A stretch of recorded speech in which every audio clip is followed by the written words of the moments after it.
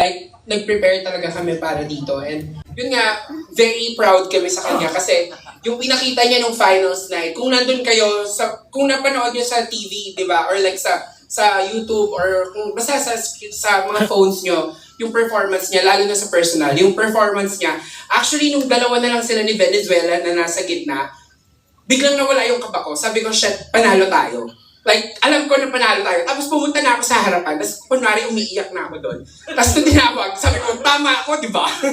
yun. Kasi sobrang nakaka-proud yung performance niya from the beginning pa lang. Nung nasa Natcos pa lang siya, swimwear. Di ba nag-concert siya nung swimwear part? Di ba? Nakita niyo naman. So yun, very nakaka-proud siya. Sobrang tuwa kami kasi nilaban niya.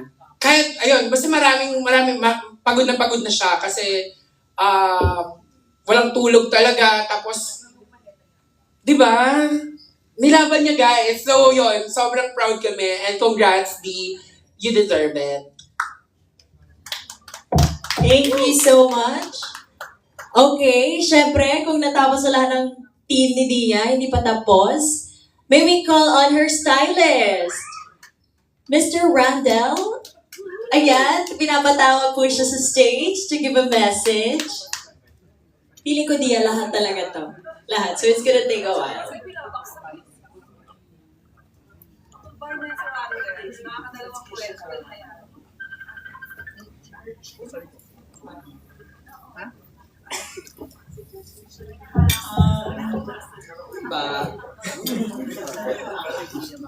Actually, nung time namin, marami nangyari. So, una naiwan namin yung Natcos niya.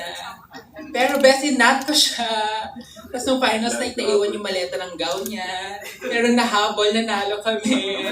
So, ang dami namin nangyari nung time namin sa Bolivia. Buti nandun kami sa kanya. So, congratulations, Dia. You deserve everything. Lahat ng hardship natin nag-boom. So, I'm always here for you. Ayun. Thank you po. Thank you so much. Ayan, sila yung tatlo yung kasama ni Dia and I feel like everyone knows that. And now, to share one great message for Dia, may we call on the head of Aces and Queens, Mr. Jerry Diaz.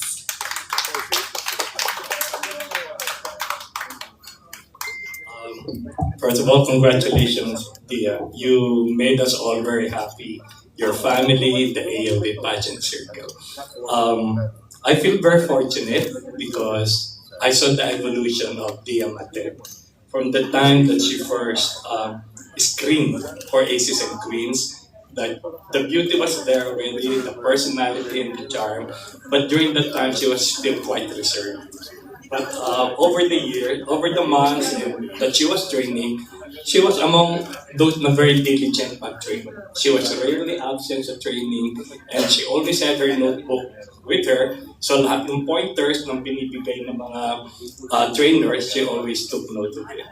And when she finally, during the selection, we were asking the girls where they wanted to go, and then we grouped her in Miss World. And I told her, you should join Miss World Philippines. So we had a picture na nandun isa sa Miss World Philippines, but that time, parang hindi pa siya very sure. And I think what clinched the decision was, I sent her videos. I told her, pagi ka doon kasi you have great personality, you have good communication skills, and you have great talent. That same evening, I sent her the videos of Miss China who won Miss Talent and became Miss World. And then I sent her also the video of Miss Puerto Rico who won also Miss Talent and then went on to become Miss World. So the following morning, he said, Tito Jerry, I think I'm going to join Miss World. Kaya nung wala pang announcement kasi yung Miss World. So, sayang yung training niya. She felt she was ready for it already. That's why she joined Miss Universe Philippines. And I think it helped her because ang ganda ng exposure after winning several special awards. She was more than ready to win in Miss World Philippines. So we were not surprised that she won. So, I came here early. Kausap ko si Evelyn. By the way, Evelyn, we were colleagues in the Insular Bank of Asia America when we were still very young, which was 10 years ago. So, one thing I liked about she's really determined to win. in our training, we have a portion where we say winning is a mindset, and I think she showed that. She was never intimidated, like her Lola said, among the Latinas, and she personified what we say in the training, that winning is a mindset. Don't ever think that you might lose, because if you say that, you already lost. So what she had in mind was, if you say, think in your mind that you could win, you will win. Because positive thoughts will always attract positive results. Cheers to more beauty, search to more successes, and maybe even bigger crowns. Congratulations also to, of course, ALB Circle, the team who accompanied her to Bolivia, and of course to Aces and Queens family. Thank you very much. Thank you so much. And may we call on Mr. Jim Ryan Ross from Aces and Queens? Okay, ayan na po. Palakpakan naman na po natin. Hi Dia, congratulations my dear. Just like what Tito Jerry said, I've seen the Dia's growth with Aces and Queens, and of course, it's all about her determination. It's all about her passion to achieve the crown.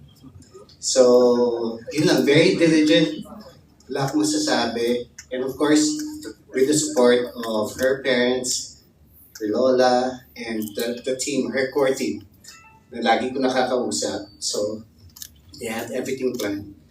And so, of course, with all the hard work, the dedication, and of course, the passion, there you are. So, congratulations, Dia. Thank you, and I'm sure Aces and Queens are very proud of Tia right now. Okay, let's move on. From Radical Music, may we call on Miss Fresh On.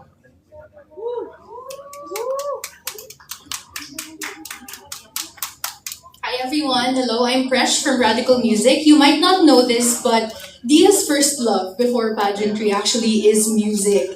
And nakita niyo naman sa pageant that she actually had a song number, di ba? Pasabog, opening pa lang, kumanta na, parang backup dancers and singers niya yung mga ibang queens doon.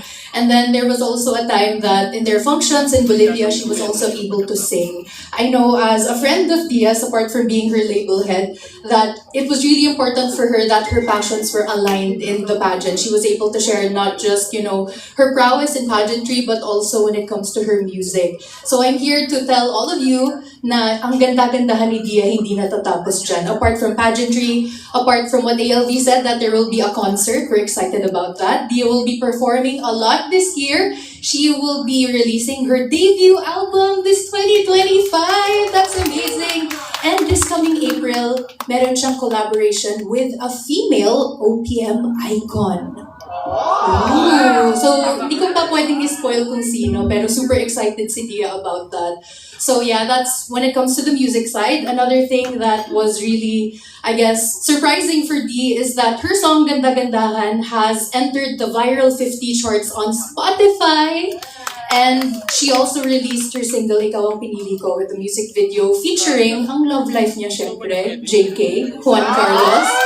And hopefully you'll be able to see it for today. But apart from being that, as a friend, I'm just so proud of what she has accomplished. She was able to share with me some updates in Bolivia. There were so many times she wanted to give up, so many times that she was like, to me and her friends na talagang, I can't do it anymore.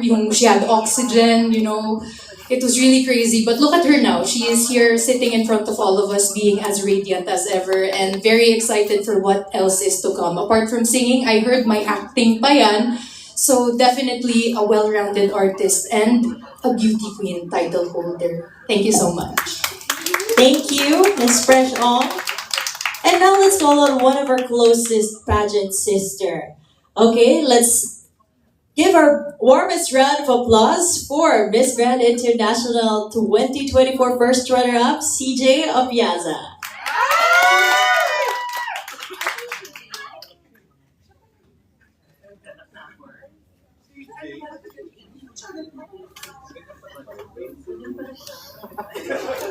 Yes po, nandito po. Hello, media people. Good afternoon. Hi, Dee. Actually, mahaba po yung speech ko. Joke. I've been with Dia for more than a year already, I think. I was her trainer nung first pageant, your first competition. So, I'm really, really proud dun sa journey niya. The process, I was there. So, I saw her really grew from who she is now. And marami na siya masyadong ikot, masyadong siyang Latina. At tinalo niya talaga ang mga Latina. She really brought so much pride for the country and I cannot wait what's next for Dia. So, congratulations. And something I really admire with Dia is she's not afraid to be vulnerable. So every time we train, she'll tell me yung mga doubts niya, what she feels is her weakness, which is really nice kasi she knows how to actually encourage herself and at the same time really embrace yung mga weaknesses niya. So I think that's really good. You know how to actually know yung mga parts you wanted to improve on. And so mas naging easier also for me as her trainer, as her ate, and as her pageant sister to actually be there and help her to be who Dia is here in front of all of you. So, congratulations. Every single day we will celebrate your winning and all the winnings in your life. So, congratulations. I love you. Thank you so much, CJ. So, unfortunately, nandito din yung pangalan ko. Magsasalita rin ako. But you know what? Dia and I were not that laging kasama, di ba? Hindi tayo masyado nagkakasama because we're busy persons.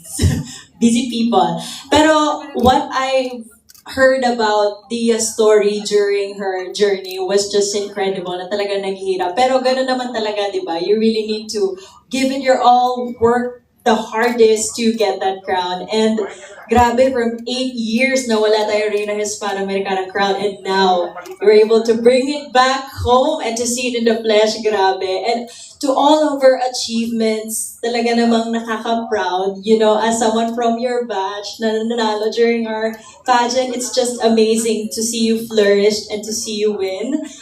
Congratulations, Dia. We're so excited. At excited na ako. Sino kaya yung OPM icon na yon?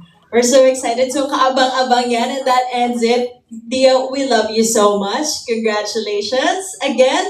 So, definitely those messages were a heartfelt tribute from Dia's friends and family. So, maraming salamat po sa lahat who shared their messages and affirmation and support. So, I know Dia is very thankful. Later, magsasalita na rin siya. We'll give you the chance later on. Let's give her ample time to regain her composure. And I'm sure most of you know that our queen is also a talented singer and songwriter. And we're showing you the music video for a song that she recently released under Radical Music titled Ikaw ang Pinili Ko. So sino kaya pinili niya? Let's watch this.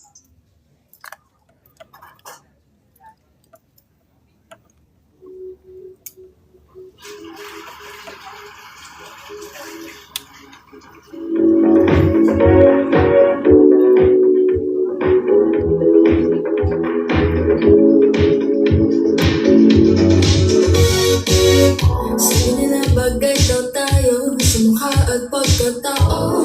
Tagal naman ng bago, baka ito ngayon. Kaya pinag-iisipan kung kaya may paglaban itong pagmamahalan. Nandito ako, di ko maintindihan.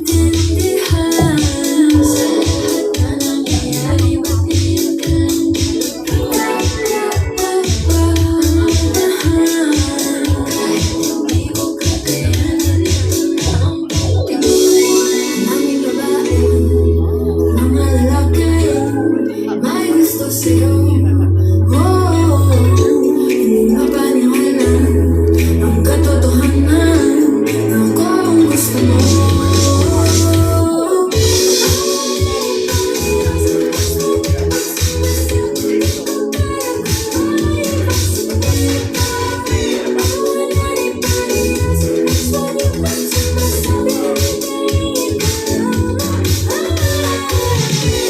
Ikaw ang pinili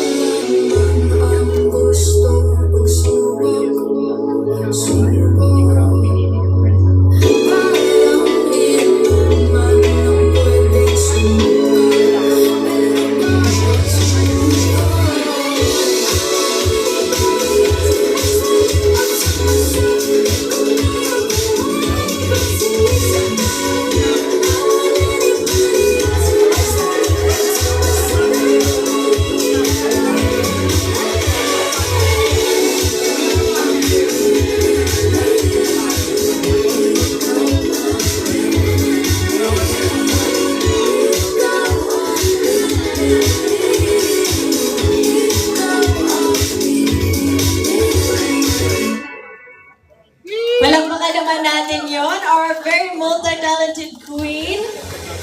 Anyhow, at this point, I'm sure most of our media friends are all eager to fire away with their questions. So to everyone, kindly feel free to approach our mic and please state your name and media affiliation before asking your question. So to give more time to others, we are only allowing a maximum of 2 questions. Besides, you can always ask your question later on during your one-on-one interview, so we hope you understand. Okay? Ayun na, message.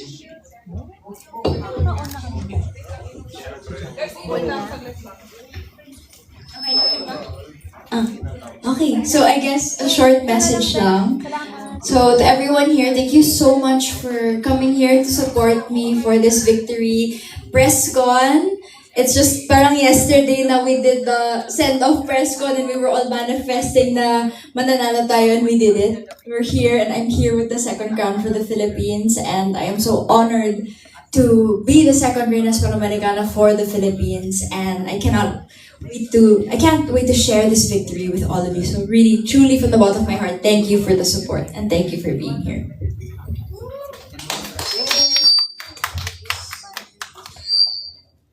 Hi, Leah. I'm Tito Norman. Hi, Tito Norman. Yung feedback. Okay.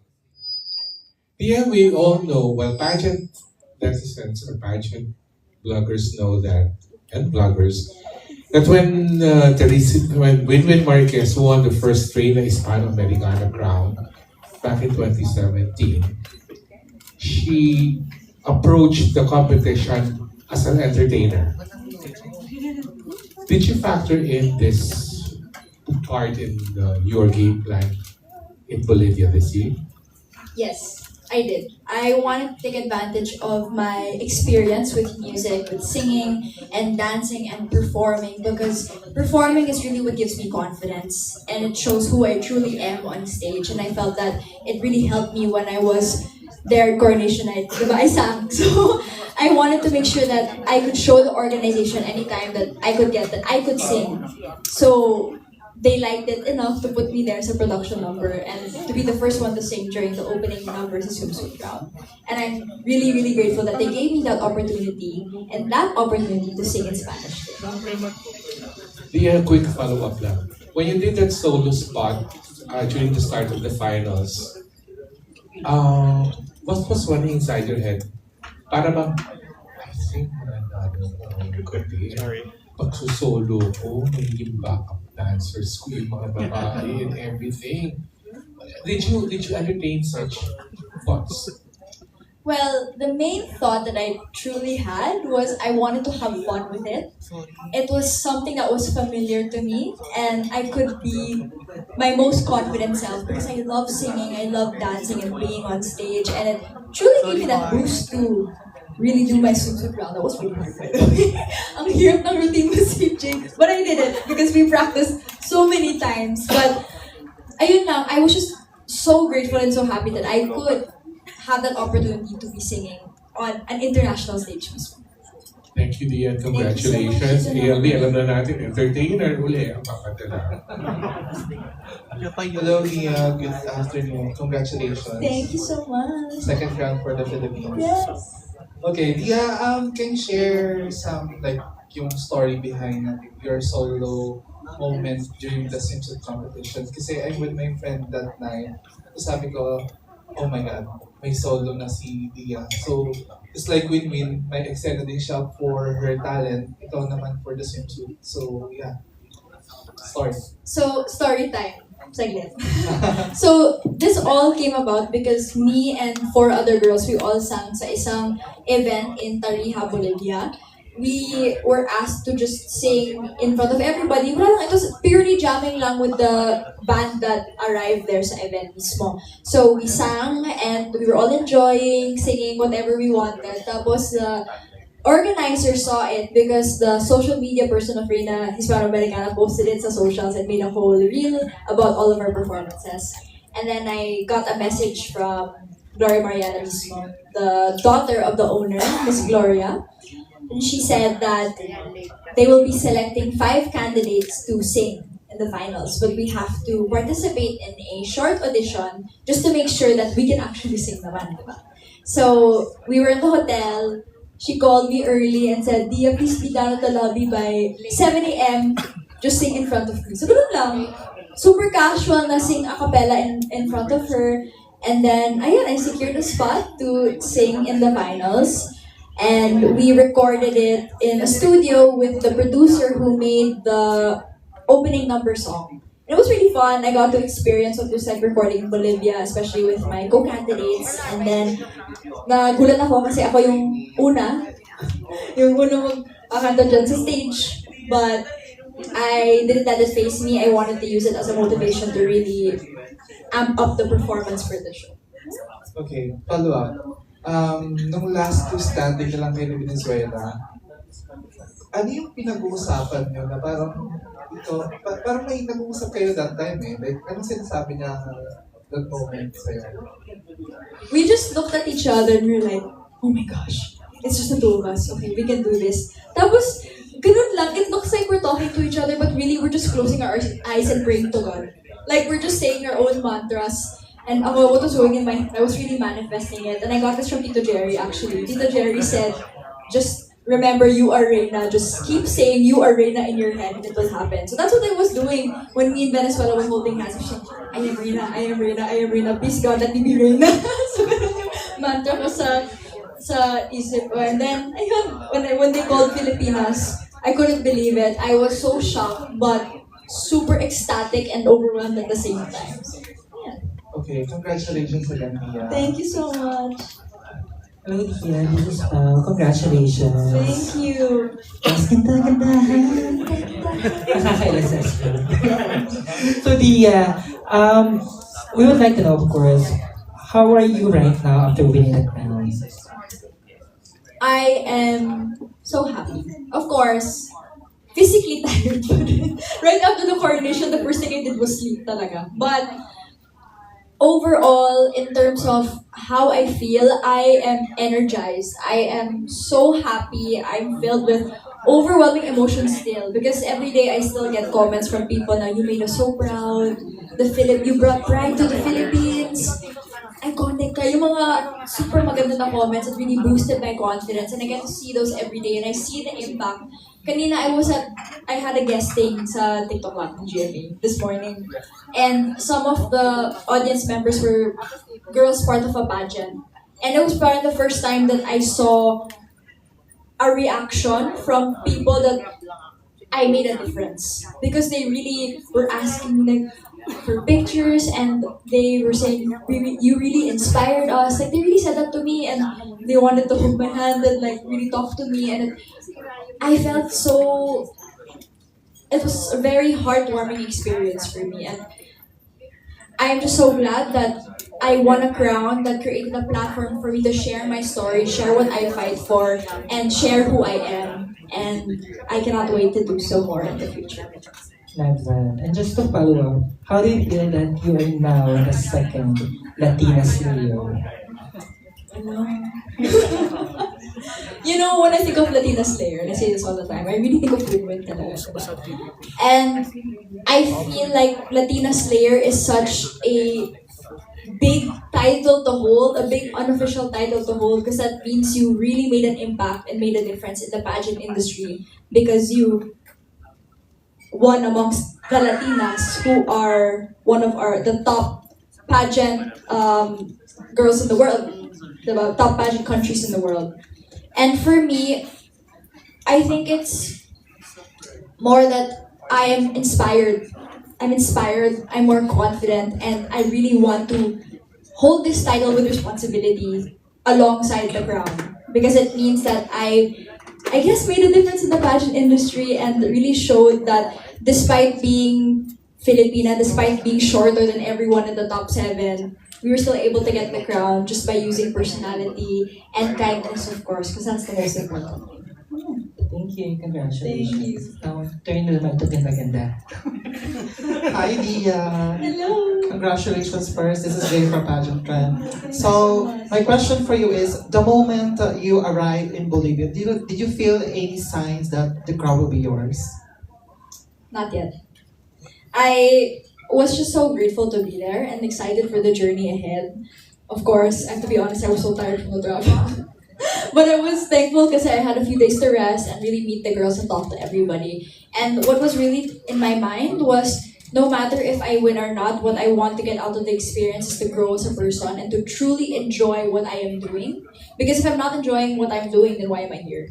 You know, and I wanted to show to the Philippines what the beauty of being a beauty queen is. It's not only representing your country, but representing what you fight for and who you are. And I want to showcase that on the Latin American stage. And I feel like I believe that I could. And I did. And ayun, may crown na tayo. Congratulations once again. We're Thank very you proud so of you here. Next, ganda-gandahan.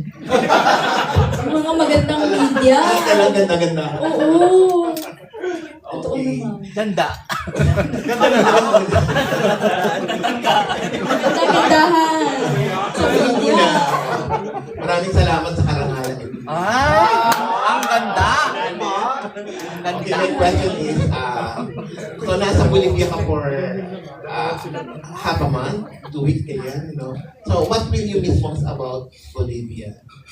My pageant sisters, I already missed them so much. My best friend talaga there and my ate was Miss Bolivia, Miss Estefania. She took care of me, really took care of me. Like, when there were times where I didn't understand anything, I felt lost, she really helped by translating, making sure that I was okay. When I was sick, she was giving me medicine, giving me hydration salts, making sure that I wasn't going to faint. I told her that I was intolerant to coffee and to dairy, so every time I wanted to drink coffee, from the mga test samples, she said, no, stop, don't drink that, you're gonna get acidic, you're gonna feel sick.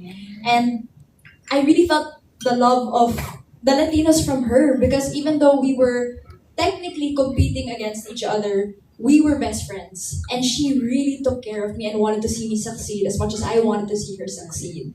And that's really what I took away from this competition, is that we look at the Latinos and the Latinas as super intimidating, especially in the pageant world. But in that pageant, it showed that they are so kind and they are so loving, just like us, and they want to befriend everyone.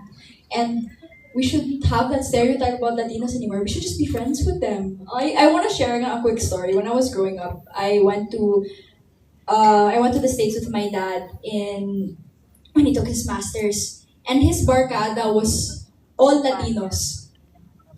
He wasn't friends with the Asians. His barkada were all Latinos. So I had my tios and my tias, which are my titos and my titas that were Latino, and I felt the Latino love from a very young age. So it felt like a full circle moment for me, having my own Latina best friend and to experience the Latino culture. Okay, it's a follow-up question. What your pageant fans and followers can look forward as our latest Reina Hispanoamericana? So I'm excited to share that the Reina Hispanoamericana org is organizing with the ALB pageant circle that I go back to Latin America, hopefully this year, to travel around and visit different countries to learn more about their culture, to share about Hispanic culture and love to the rest of the world. And I'll get to try more Latino food, get to meet more Latinos, and learn more Spanish. So we're planning on getting a Spanish coach so I can be more fluent when I go back to Bolivia and visit these Latino countries. And other than that, hopefully going to different parts of Asia to share Hispanic culture and to share what Reina Hispanoamericana is and its importance. Thank you so much. I will pass the mic to Ana Ganda. Yung mga maganda, yung mga kambal ko dito. Hi, Dia. Congratulations. Hello po. Yeah, congratulations, Anna. Would you entertain the thought of doing a song or collaborating in writing a song about your Reina Hispanoamericana journey? And what would be the title? Of course. Well, if I were to write a song about my Reina Hispanoamericana journey, the one title that I would name it is of course Reina. Because I am Reina. So why not release a song called Reina, diba? So we're gonna expect that song soon.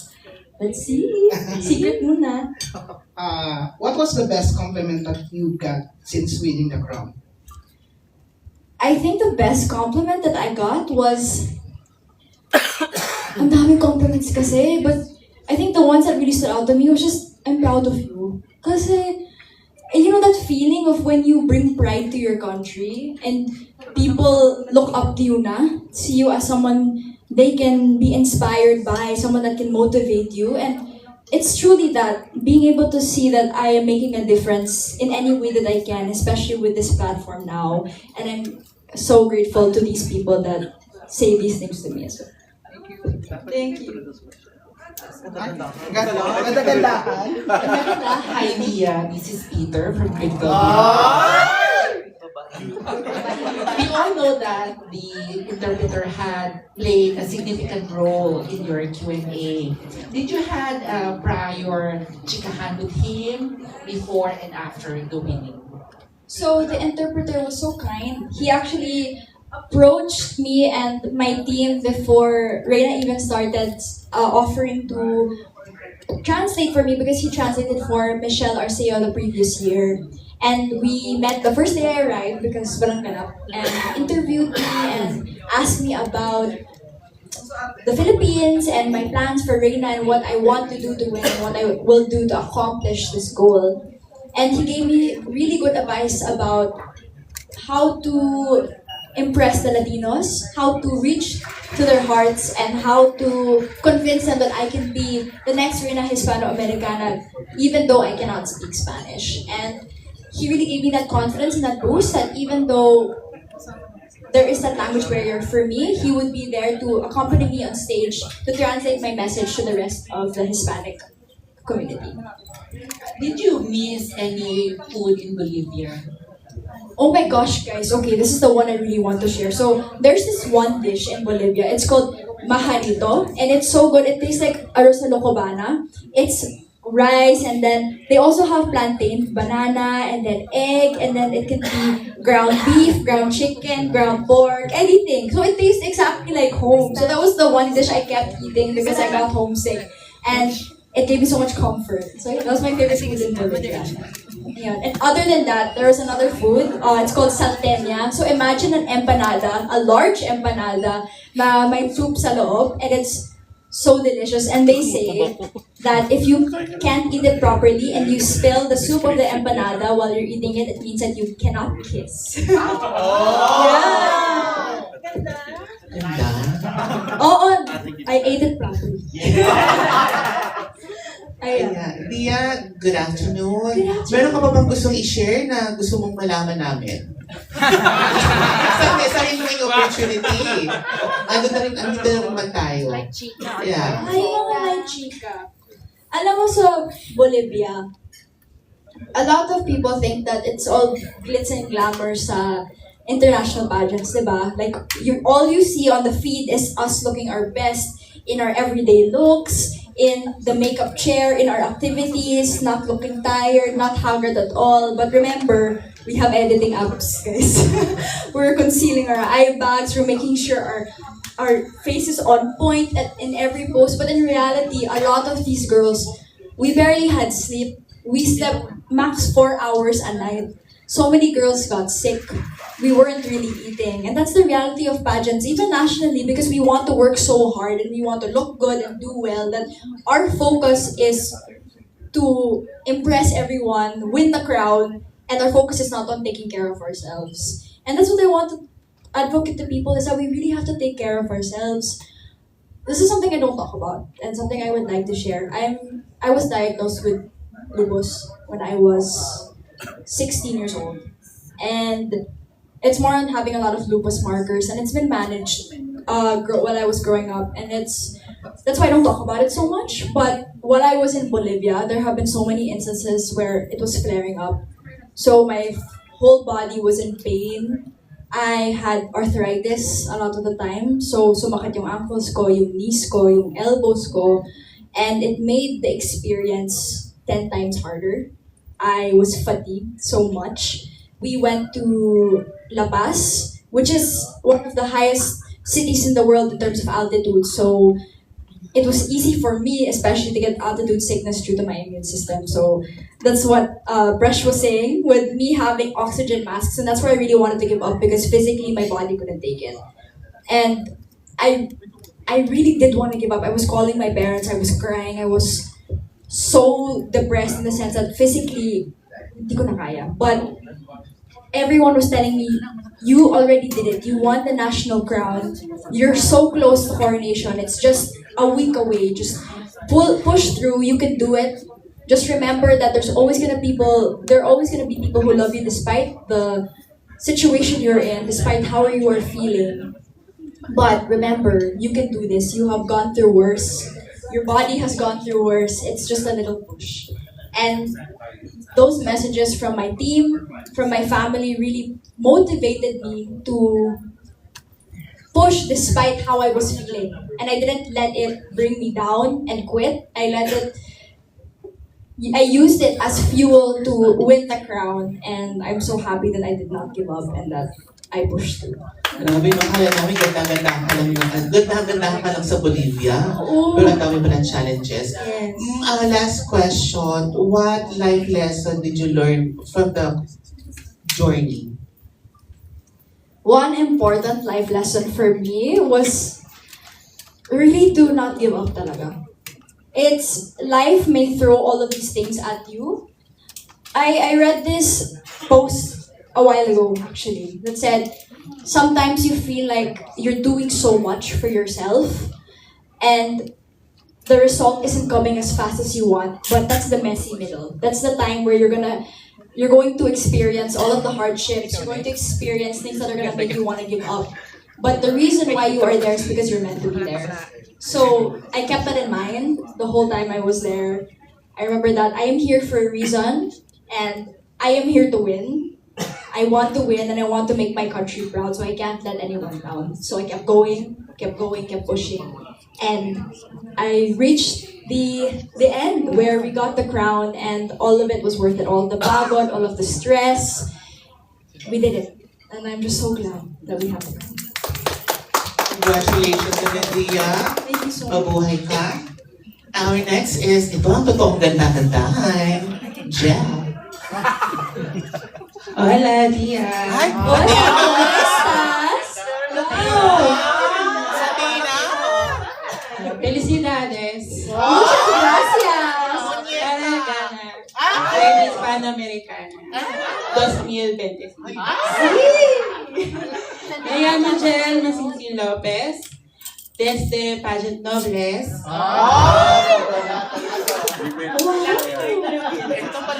my question will be in English. ¡Qué bueno!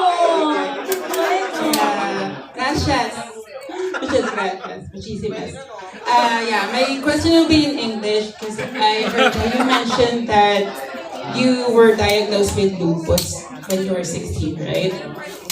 So, what will be your advice to anyone who wants to follow your footsteps, pero they're suffering from chronic disorders or illnesses? For me, I didn't want to let my illness defy who I was. Like I didn't want to make it my whole personality, and that's why I didn't share it. I didn't share it throughout my whole journey because I didn't want people to see it as a weakness. I was afraid to talk about it because I didn't want that to be the only thing people were talking about. But then I realized throughout my whole journey, with what I was experiencing from the pains, the aches, and how I pushed through, I realized I need to talk about this because there are so many people that are going through the experience of lupus, and there are not enough people talking about what it's like to actually have it and to be dealing with it every day. And my message to these people are, no matter what you're going through, there's always going to be a light at the end of the tunnel. And even though you are experiencing these pains, this illness, it doesn't define who you are. You are destined to make your own story. You are destined to make your own fate and your own journey. And you can do whatever you set your mind to because I did. Gracias a todos, Reina Hispanoamericana 2025. Muchísimas gracias. De nada. May Spanish na. Yes, congratulations, Dia. Thank you so much. Dante Lagana of Dance Speaks. My question is, what are your plans and goals now that you've won the title Reina Hispanoamericana? Well, with a great crown comes great responsibility. So, I'm excited because, of course, sharing Hispanic culture is one of my responsibilities. And what I love about Hispanic culture is that it's very closely related to ours, since we were colonized by the Spanish just like the Latinos, except we didn't keep the Spanish language. Latinos are warm, they're loving just like us. They also have the same faith in God. And other than that, Latinos are so hospitable and kind. And that's what I want to share, that despite us not living in the same continent, we can be the same, and we are the same. And other than the crown, as Fresh said kanina, super excited ako because my next single in April is going to be with an OPM icon, a legend. She can hit beat notes while sitting down. Super magaling siya. Like, 2 takes tapos na siya. She records in less than an hour. An icon and legend. Yun lang, that's all I can say. The question is, how do you plan to balance your personal life with the demands of being a title holder? It's all about managing time, managing expectations. In my personal life, the people in my personal life know that I am busy with this responsibility, and we've set an expectation and a boundary that no matter what we're going through, we're going to be there for each other no matter what, despite the busy schedules and despite not seeing each other.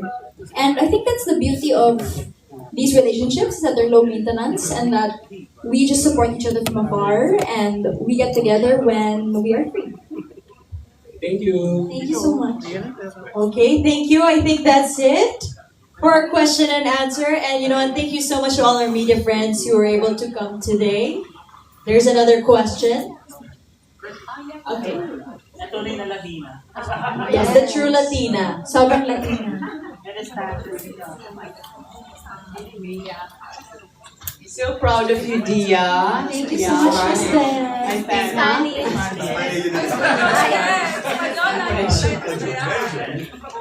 And ¿Cómo sientes? ¿Qué hiciste cuando llegaste aquí en Filipinas? ¿Qué era la primera actividad que hiciste aquí para celebrar Corona? Like, what did you do? What was the first thing that you did when you came back that you felt like to really celebrate? Like, what did you do? Anything?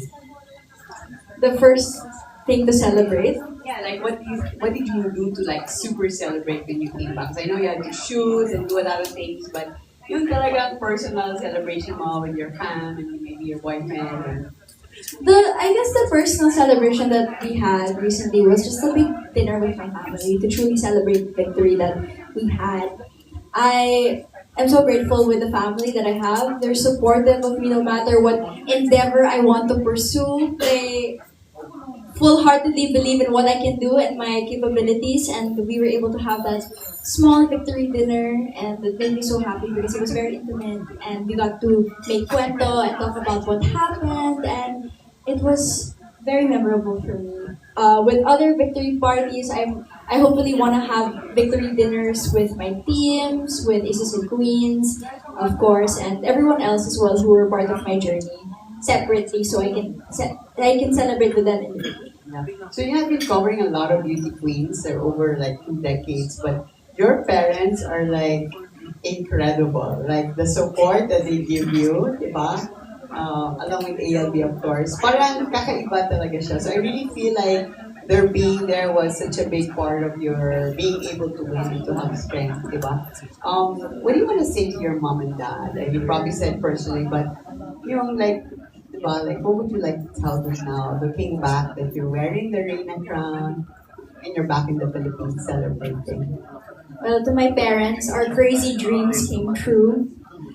No matter no matter the adversities we faced, all of the criticisms, all of the hardships, especially with what I'm dealing with physically with my illness and everything. We did it, we made it, and I just want to say that to my parents, you guys are my rock. You are my main support system. And no matter what I did, no matter what crazy ideas I had, you supported me through and through 100%. And that's why I'm here today, because you guys helped me with whatever I needed.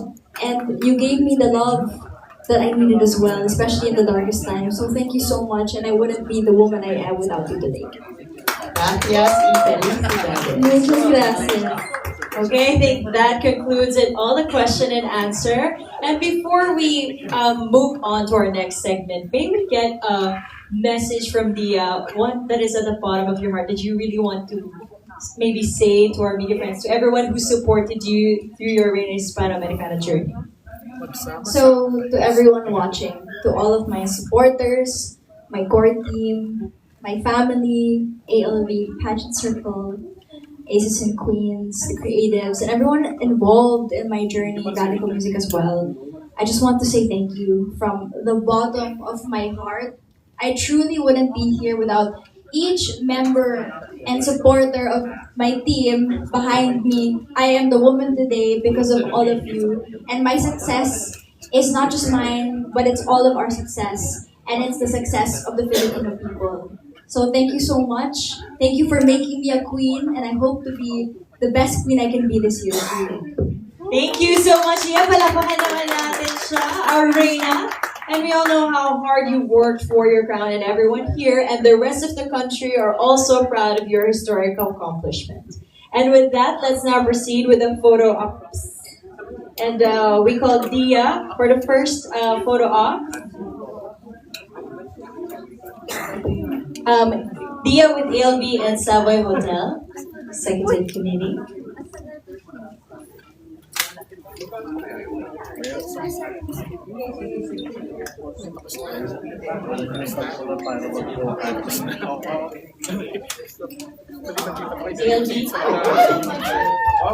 Kinaya, ganda. Kinaya kayo.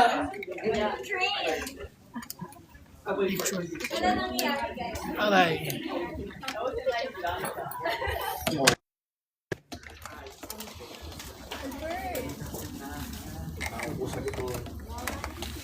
May tao sa likod.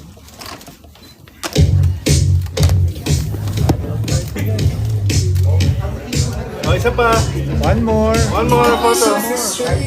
For the next photo op, we would like to call Savoy Hotel Group. Okay, let's take this moment to have a photo op with ALB. Oh, with Savoy first, and then followed by ALB alone. Dali.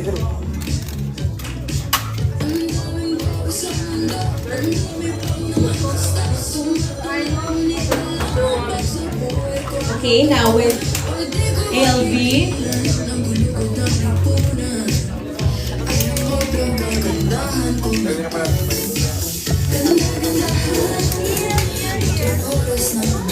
For our next photo op, we would like to call DS Glam Team. DS Glam Team.